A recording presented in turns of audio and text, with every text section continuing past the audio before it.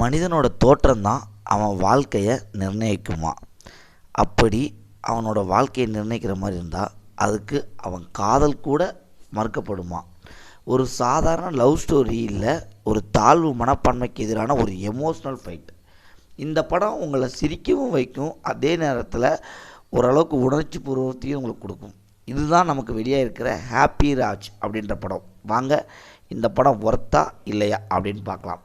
நம்ம அறிமுக இயக்குனர் மரியா ராஜா இளஞ்செழியன் இயக்கத்தில் நம்ம ஜிவி பிரகாஷ் நடிப்பில் உருவாகி இருக்கிற படம் தான் நம்ம ஹாப்பி ராஜ்.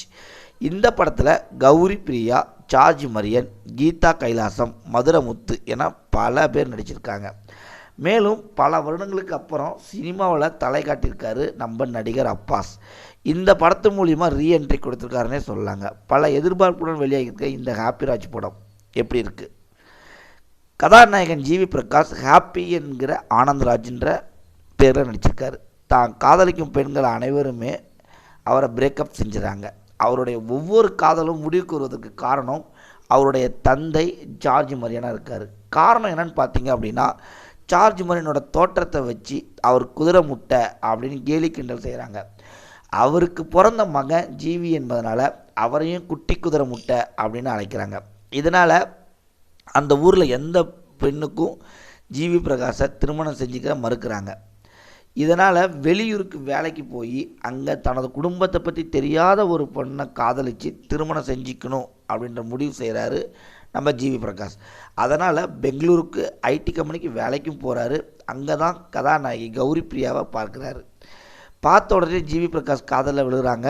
ரெண்டு பேருமே காதலித்து வரும் நிலையில் கதாநாயகியோட தந்தை அப்பாஸ் என்ட்ரி கொடுக்குறாரு.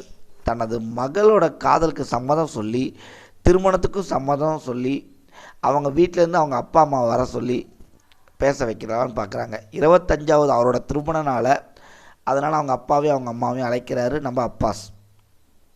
தாய் தந்தை மட்டும் வருவாங்க அப்படின்னு எதிர்பார்த்துருந்தனால ஊரில் இருக்கிற அங்காளி பங்காளி என எல்லாத்தையுமே அழைச்சிட்டு வராரு பெங்களூருக்கு நம்ம ஜார்ஜ் மரியன். இதனால் கடும் கோபமடையும் அப்பாஸ் திருமணத்தை நிறுத்தி விடுறாரு.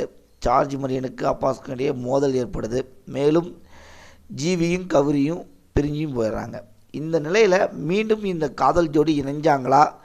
அப்பாஸ் ஜார்ஜ் மரியன் இந்த திருமணத்துக்கு சம்மதம் தெரிவித்தார்களா?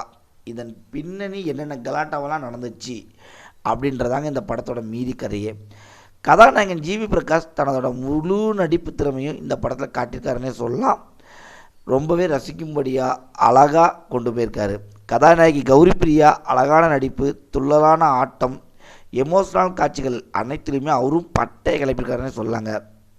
நம்ம ஜிவி பிரகாஷ் கதாநாயகனாக இருந்தாலும் கதாநாயகன் ஜார்ஜ் மரியன் தான். ஏன்னா அவர் தான் கதையின் நாயகனாக நடிச்சிருக்காரு. தன்னுடைய காட்சியிலையும் நம்ம மெய்சிலுக்கு வைக்கும்படி வேறு லெவலில் நடிச்சிருக்காரு. குறிப்பாக இடைவேளைக்கு பின் அப்பாஸ் முன் அமர்ந்துட்டு நான் யார், எனக்கு எவ்வளோ சொத்து இருக்குது, தன்னுடைய ஸ்டைல் என்ன, ஸ்டேட்டஸ் என்ன அப்படின்ற சொல்கிற காட்சியில் மாஸ் காட்டியிருக்காருன்னே சொல்லலாம்.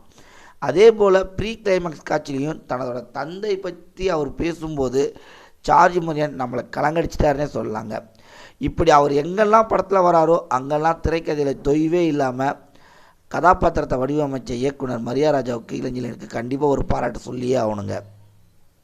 ரீஎன்ட்ரி கொடுத்துருக்க நம்ம நடிகர் அப்பாஸ் சாக்லேட் பாயா சினிமாவில் இருந்து விலகி அப்பாஸ் தற்போது ஸ்டைலிஷ் கார்ப்பரேட் பிஸ்னஸ் மேனாக கிளம்பியிருக்காரு. முதல் பாதியில் அவருடைய கதாபாத்திரம் வெறுக்கும்படியாக இருந்தாலும் ரெண்டாம் பாதியில் ரசிக்கும்படியாக இருக்குது. கிளைமேக்ஸில் அப்பாஸ் நடிப்பு அனைவரையும் கண்கலங்க வைக்குதுங்க. ஜிவி பிரகாஷோட அம்மாவாக நடித்த நம்ம நடிகை கீதா கைலாசம் வழக்கம் போல் தனக்கு கொடுக்கும் கதாபாத்திரம் சிறப்பாக நடிச்சிருக்காங்க.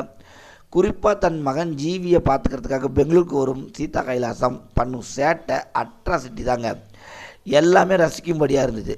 அதே போல் மதுரமுத்து, அதிர்ச்சி அருண், இந்திரா கார்கலா அவ்வப்போது வந்து நம்ம சிரிக்க வைக்கிறாங்க. ஏன்னா அனைவருமே தங்களுக்கு கொடுத்த ரோலில் சிறப்பாக நடிச்சிருக்காங்கன்னே சொல்லலாம். அறிமுக இயக்குனர் மரியா ராஜா இளஞ்செழியன் தனது முதல் படத்திலேயே இப்படி ஒரு கதைக்களத்தை தேர்ந்தெடுத்ததுக்கு அவருக்கு கண்டிப்பாக நம்ம வாழ்த்து சொல்லியே ஆகணும். தாழ்வு மனப்பான்மை குறித்து தான் இந்த படத்தில் அவர் பேசியிருக்காரு. அதை அழகாகவும் எமோஷ்னலாகவும் நமக்கு திரை மூலம் அழகாக காட்டியிருக்காருன்னே சொல்லலாம். மேலும் கதாபாத்திரனோட வடிவமைப்பு, அப்பாஸ் ஜார்ஜ் மரியன் குடும்பத்துக்கு இடையே இணைப்பு காட்டிய விதம், தந்தை மகன் உறவு குறித்து பேசியது எல்லாமே கதையில் சிறப்பாக கையாண்டுக்காருன்னு சொல்லாங்க.